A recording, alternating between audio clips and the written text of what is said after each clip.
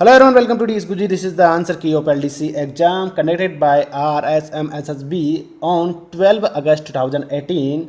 All the questions and answers are based on memory basis. There may be a chance of human errors, so please bear it. Let's start. The first question is the 99 number question. When CO2 is passed through the lime water becomes, मैं आपको बताया था कि अगर carbon dioxide को अपन गुजारेंगे lime water के अंदर से तो जो होता है लाइम वाटर वो किस कलर का हो जाता है। 99 नंबर वाला प्रश्न है, आंसर आपको उसको बताना था। उसका आंसर अपने पास निकल कर आता है। यहाँ पर सही आंसर होता है the water will become milky, वो दूधिया कलर का हो जाता है। इसमें हिंदी में आंसर पता नहीं क्या था, हमारे पास नहीं आए हैं, जिसने भी स्टूडेंट ने भेजे हैं कट गया है। तो अगला क्वेश्चन अपने पास आता है 98 नंबर का प्रश्न है, स्टार्च आयोडीन पत्र का उपयोग किया जाता है। दोस्तों स्टार्च आयोडीन का पत्र का प्रयोग जो है I2 के अभिज्ञान के लिए किया जाता है।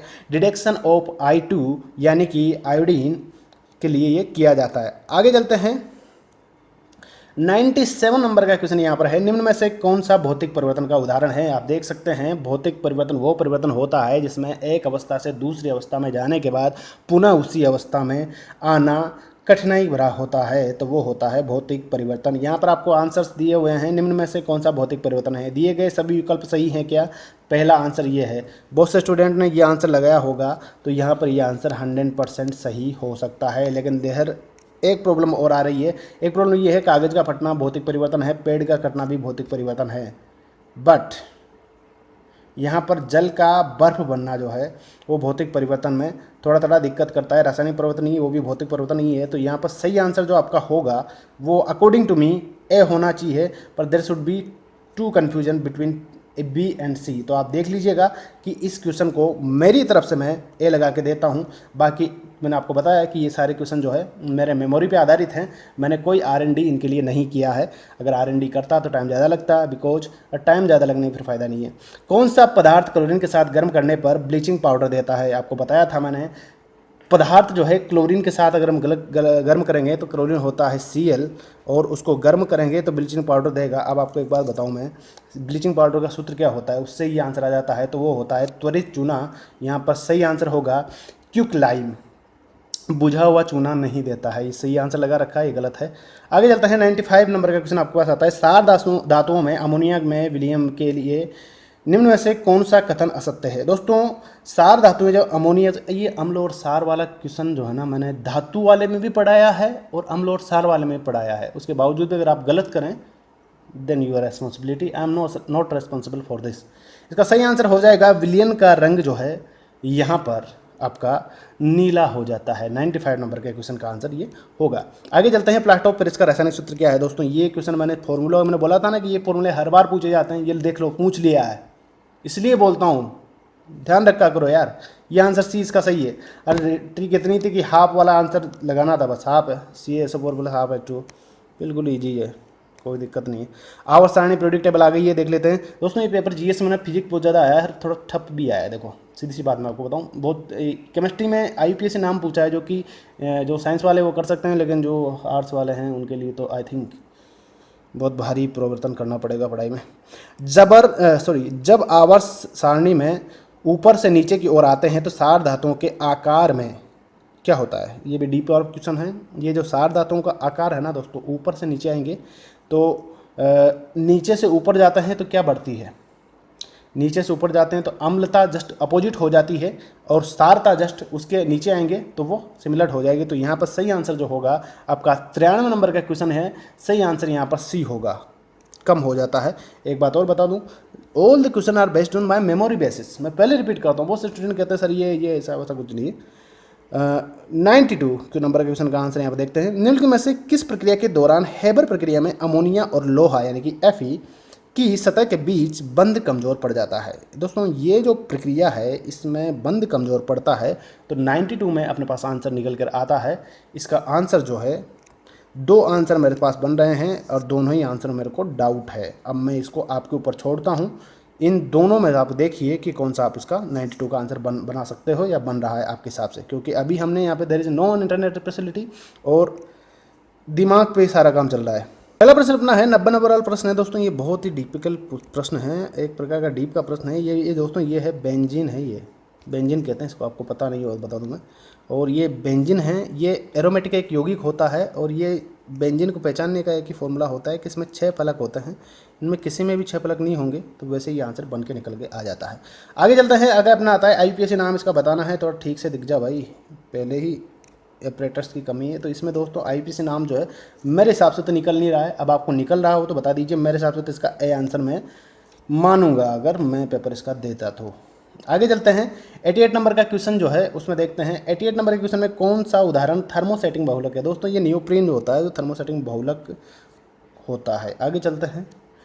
प्राकृतिक गैस का मुख्य घटक कौन सा है। प्रोपेन जो है आप देख सकते हैं 87 नंबर क्वेश्चन में प्रोपेन प्राकृतिक गैस का मुख्य घटक होता है। आगे चलते हैं। अगला प्रश्न अपना आता है, इसमें पूछा गया है, ये देख लीजिए। गगन बताया था ना आपको, जितने चीज़ें आपको समझाई है उसको आप समझते नहीं है, फिर बोलते हैं सर आप तो बता रहे हो उसमें आता नहीं है। कई बार हम पे इल्ज़ाम लगाते हो। अब देख लीजिए भाई, अपनी मूल्यांकन खुद कर लीजिए, और तो क्या बताएं। 86 नंबर वाले प्रश्न में सिंपल सा आंसर बनना है, ये आंसर है। इसका आंसर अगर आप दिखाना था तो आपको हिंदी वाले से आंसर नहीं बनता, अंग्रेजी वाले से पढ़ते तो बन जाता है। जीपीएस एडेड जियो संवर्धित नेविगेशन ये एक प्रकार का होता है। आगे चलते हैं। 85 नंबर का क्वेश्चन आता है। डेडेस को भारतीय विक्रम साराभाई सब जानते हैं यार, अंतरिक्ष विज्ञान के पिता है। आगे चलते हैं। पोर्ट कॉम दोस्तों यहाँ पे 2 ऑप्शन आपको दिए हुए हैं। RJ45 जो होता है ना वो आपके लैन केबल का पोर्ट होता है, और जो RJ11 होता है ना टेलीफोन का, देखा ना छोटा सा। RJ45 में 8 लेंस आती है, इसमें 4 आती है, पता होगा, कंप्यूटर के तो जनक है अपन। तो ये सीरियल आंसर यहाँ पे बिल्कुल सही हो जाएगा। मैंने कहा था ना कंप्यूटर से क्वेश्चन बनते हैं तो, लेकिन आपने पढ़ा होगा तो मज़ा आ गया होगा, नहीं पढ़ा होगा तो बस देखिए, आप देखते रहिए।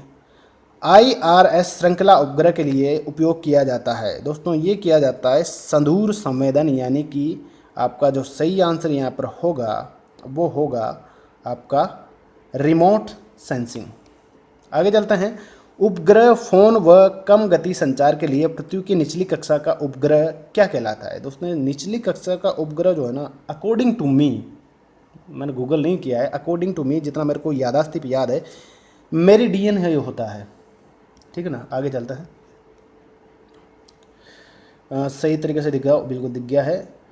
एक वैश्विक पता, अरे यार ये यूआरएल होता है, यूआरएल होता है। इस यूआरएल की फुल फॉर्म होती है यूनिफॉर्म रिसोर्स लोकेटर, यानी जहां आपका डेटा है वहां उसको कनेक्ट कर देता है ये। कंप्यूटर तो छोड़ो, बहुत बड़ी बात है। कौन सा एक डाटाबेस मैनेजमेंट सॉफ्टवेयर नहीं है। दोस्तों यहाँ पर एक चीज़ आती है ड्रूपला और ओरेकल। 2 क्वेश्चन हैं जो कंफ्यूज अभी कर रहे हैं, दिमाग में दोनों ही चल रहे हैं। ज़्यादातर मैं दूंगा ओरेकल का साथ, तो ओरेकल यहाँ पर सही आंसर मेरे को बनता हुआ नज़र आता है। आगे चलते हैं। भारतीय उपयोगकर्ताओं के लिए निर्मित प्रथम भारतीय वेब ब्राउज़र क्या था। दोस्तों अकॉर्डिंग टू मी इसका आंसर इंटरनेट एक्सप्लोरर होना चाहिए, अकॉर्डिंग टू मी। बट यहाँ पर एपिक भी कन्फ्यूजन पैदा करता है, तो यहाँ पर मैं सबसे ज़्यादा चांस देता हूँ इंटरनेट एक्सप्लोरर को। एक खाद्य श्रृंखला में दोस्तों सबसे बड़ी बात यह है, अगर खाद्य श्रृंखला बनेगी तो आदमी जिंदा रहेगा तभी तो खाएगा, जिंदा कैसे रहेगा, शोषण से, इसमें तो कोई बात ही नहीं है। जीएस वाला तो बिल्कुल मानव जाति में, अरे भाई अगर आप में XY नहीं है ना तो आप कुछ नहीं कर सकते। डी आंसर बिल्कुल सही है इसका। आगे चलते हैं। ये देखो GMO क्या है। GMO is the genetically modified organism, तो यहाँ पर सही आंसर हो जाएगा डी। अगला चलते हैं। निम्न में से कौन सा रोग जीवाणु द्वारा होता है। दोस्तों यहाँ पर जीवाणु द्वारा होने वाला रोग है फाइलेरियासिस, मैंने बताया था आपको, पढ़ाया भी था। आगे चलते हैं। शरीर में हार्मोन की कमी से मधुमेह होता है। डायबिटीज़ भाई साहब इंसुलिन की कमी से होती है, इंसुलिन के इंजेक्शन लेते हैं डायबिटीज वाले। एक क्षैतिज विकसित मोटा गुदेदार जिसमें शुष्क छिलकेदार पत्तियां शीर्ष तालिका, ये हिंदी वाला मेरे को समझ नहीं आ रहा। Ethic cube fleshy grow horizontally having dry scale leave terminal. अच्छा, इसको हम बोलते हैं, इसको हम बल्ब बोलते हैं दोस्तों, बल्ब बोलते हैं इसको, क्या बोलते हैं, बल्ब। आगे हम चलते हैं। ये जीव विज्ञान, प्राणी विज्ञान, जीव विज्ञान वाला प्रश्न था। आगे हम चलते हैं। अगला अपना प्रश्न आता है। अगला प्रश्न है जीन्स को विपरीत लक्षणों के संकेत कहलाते हैं। दोस्तों जीन्स के विपरीत लक्षणों के जो संकेत होते हैं 76 नंबर का एक क्वेश्चन है। इसका सही आंसर होता है फिलियस, but there should be a doubt, तो आप इसको एक बार करेक्ट रिकरेक्ट करके बता देना कमेंट में। आगे चलते हैं, RH रोग के क्या कारण हैं। आई थिंक इसके कारण दोस्तों ये बी लग रहा है मुझे, तेज हृदय गति। तो फास्ट हार्ट रेट के साथ मैं जाना चाहूँगा। इसका सही आंसर मैं मानूंगा, सॉरी सी पे लग गया, बी है यहाँ इसका आंसर। आगे चलते हैं, एक गहरे रंग का रंगविहीन पदार्थ जो कि सूक्ष्म जैविक क्रिया के लिए उच्च प्रतिरोधी होता है, इसका अपघटन बहुत धीमी गति से होता है, कहलाता है।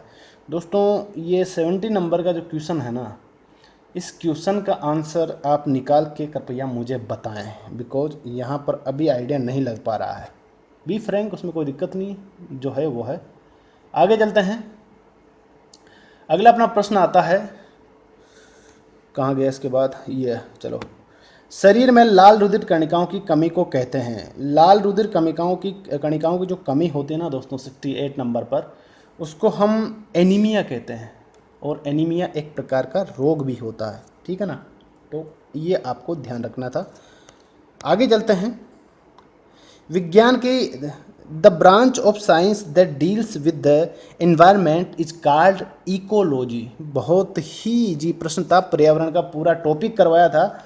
गुस्सा आता है जब आप ऐसे क्वेश्चन गलत कर देंगे। तो डीएनए अणु के दोनों सूत्र अपने अपने नाइट्रोजनी क्षारक द्वारा किस बंध से जुड़े होते हैं। दोस्तों डीएनए के नाइट्रोजनी क्षारक द्वारा जो बंध होता है ना, उस बंध को हम जानते हैं, 66 नंबर का ये क्वेश्चन है। ए आंसर यहाँ पर निकलेगा क्योंकि यह हाइड्रोजन बंध होता है। आगे चलते हैं, किसके द्वारा अधिकतम सूर्य ऊर्जा ग्रहण की जाती है। सूर्य की अधिकतम ऊर्जा किसके द्वारा ग्रहण की जाती है। तो दोस्तों ये की जाती है आप में सबसे ज़्यादा की जाती है वृक्षों के द्वारा। आई थिंक ट्री ही होगा इसमें, सी आंसर बिल्कुल सही होना चाहिए। यहाँ पर लिखा हुआ है, एक उत्तल लेंस को आवर्धक लेंस शीशा के रूप में उपयोग करने के लिए वस्तु को कहाँ रखा जाए। ये पूरा डीप लेक्चर लिया हुआ है, उसमें बताया गया है कि कहाँ रखें, जब जो है वो वस्तु की उसके लिए वस्तु को कहाँ रखा जाए, रूप में उपयोग में, आवर्धक के रूप में उपयोग में लेना है। तो दोस्तों अगर आवर्धक के रूप में उपयोग में लेना है तो आपको लेंस के नज़दीक उसको रखना चाहिए। I think so, C answer में बी राइट। आगे चलते हैं, इलेक्ट्रॉन पे आवेश कितना होना चाहिए। इलेक्ट्रॉन पे आवेश माइनस में होता है, इलेक्ट्रॉन का आवेश सबको पता है, 1.9 नहीं होता है, तो दो तो यही गलत हो गए, एक ही आंसर बन रहा है माइनस वाला, तो बिल्कुल सीधी सी बात है। आगे चलते हैं, शुष्क सेल जो है एक तरह का है। शुष्क सेल जो है एक 62 नंबर के क्वेश्चन में पूछा गया, तो इसका आंसर निकल होगा, निकल आयरन सेल। आगे चलते हैं, वह परिघटना जिसमें एक चालक में बदलता हुआ विद्युत चुंबकीय प्रेरण क्षेत्र दूसरे चालक में प्रेरित धारा उत्पन्न करता है, इसे कहते हैं विद्युत चुंबकीय प्रेरण, इसे कहा जाता है। आगे चलते हैं, यदि प्रत्यावर्ती धारा की विद्युत मोटर में कुंडली में धारा की दिशा एक बार बदलती है, कुंडली के हर एक चौथाई चक्कर में बदलती है, किस में बदलती है, ये आपको बताना है। तो 60 नंबर के प्रश्न में आई थिंक 1/4 ये होता है, एक चौथाई में ये बदलती है। आगे चलते हैं, यह प्रश्न अपना है, विभिन्न मान के एक प्रतिरोधों को समांतर क्रम में जोड़ने पर, उन्हें बैटरी से जोड़ने पर, विभिन्न धाराओं को प्रभावित करने पर उनकी धारा एवं उनके सिरों के मध्य विभवांतर, धारा का मान भिन्न हो सकता है लेकिन सभी प्रतिरोधों के विभवांतर का मान एक समान होगा, और धारा का मान समान होगा लेकिन विभवांतरों के प्रति प्रतिरोधों के सिरों मध्य विभवांतर भिन्न होगा। दोस्तों विभवांतर भिन्न नहीं हो सकता, धारा का मान भिन्न हो सकता है, क्योंकि अपन प्रतिरोधों को जोड़कर अलग अलग प्रतिरोध हैं, यहाँ पर कम प्रतिरोध है, यहाँ पे ज़्यादा प्रतिरोध में भी धारा तो चेंज होगी। तो ये ए आंसर यहाँ पे सही लग रहा है, ए आंसर इसका सही होना चाहिए। क्वेश्चन नंबर था 59 वाला, 59 में आप देख लीजिएगा, ए आंसर सही निकल रहा है। आगे चलते हैं, अगला यहाँ पे अपने पास आता है, प्रकाश की एक किरण प्रभावित होती है 56 की सतह पर 56 के कोण पर आपतित होती है, तो परावर्तन कोण का मान क्या होगा। 56 पर अगर ये आपतित हो रही है 57 नंबर के क्वेश्चन में, तो इसका परावर्तन कोण का मान भी जो है 56 ही होगा। अगला प्रश्न अपना आता है, एक दूरदृष्टि दोष से पीड़ित व्यक्ति की सामान्य दूरी के लिए, इसका हिंदी में कुछ लिखा हुआ नहीं है, अंग्रेजी में यहाँ पे दिया हुआ है। इस क्वेश्चन का आंसर मैं आपको बताता हूँ, it's act like convex lens, तो ये आंसर यहाँ पर सही हो जाएगा, ये मैंने पूरा पढ़ रखा है। एक व्यक्ति की लंबाई 6 फीट है, उसे अपना पूरा प्रतिबिंब दर्पण में देखने के लिए ऊर्ध्वाधर दर्पण की न्यूनतम ऊंचाई क्या होगी। दोस्तों इसकी न्यूनतम ऊंचाई जो होगी वो होगी, यहाँ पर 53 नंबर का क्वेश्चन अपन को दिया हुआ है, और इसकी न्यूनतम ऊंचाई अगर अपन देखें तो इसकी न्यूनतम ऊंचाई आ जाएगी 4.5 फीट। ये सॉल्यूशन से देखा है मैंने क्वेश्चन। आगे चलते हैं, 100 वाट के यार, इसमें बिल्कुल ईजी क्वेश्चन है, डी आंसर यहाँ पे हो जाएगा, देखने की जरूरत नहीं है। अगला अरे लास्ट प्रश्न अपने पास आता है, उसके बाद आपके पास मिलेगा जीके की आंसर की, वो भी मेमोरी बेस्ड ही है। एक प्रत्यावर्ती धारा जनित दृष्टि धारा जनित के लिए महत्वपूर्ण अंतर क्या है? दोस्तों महत्वपूर्ण अंतर जो होता है ना प्रत्यावर्ती धारा और दृष्टि धारा जनरेटर के अंदर 51 नंबर वाले क्वेश्चन में, वो आंसर अपने पास निकल के आएगा, देख लीजिएगा। यहाँ पर देखिए आप, प्रत्यावर्ती धारा जनित उच्चतम उल्टा उत्पन्न करता है। दोस्तों ऐसा कुछ नहीं है, दोनों ही कर सकते हैं। दृष्टि धारा जनित एक उच्च, ये भी गलत है, ये गलत है तो ये तो गलत हो गया होगा। प्रत्यावर्ती धारा जनित में एक विद्युत चुंबक होता है, जबकि दृष्टि धारा जनित में एक स्थायी चुंबक होता है। ये ऐसा कुछ नहीं है, दोनों ही चुंबक, दोनों प्रकार के विद्युत और स्थायी चुंबक ले सकते हैं। तो यही बचा फिर, तो ये सही है, एक ए सही है। तो ये पूरी आंसर की कंप्लीट हो गई है। हो सकता है इसमें कुछ एक क्वेश्चंस के आंसर मैंने गलत बताए हों, हो सकता है इसमें मैं भी कुछ एक डिफ़ॉल्ट हों, कुछ एक क्वेश्चंस बाद में जाकर डिलीट हो जाएं, क्योंकि ऐसा देखा गया है अधिकांश की आंसर की जो देते हैं वो एग्जैक्ट सेम किसी भी कोचिंग इंस्टीट्यूट की, किसी भी व्यक्ति की नहीं बैठ रही है। तो इसलिए हमने इस बार गूगल कुछ नहीं किया, डायरेक्टली जो हमें आते थे, ताकि हमें क्या आता है वो भी तो पता चले ना, वो बता दिए। उसमें हो सकता है कुछ गलत भी हो सकते हैं, तो गालियाँ मत दिया करो यार बाकी और सब तो ठीक है। धन्यवाद, जय हिंद, जय भारत, थैंक यू।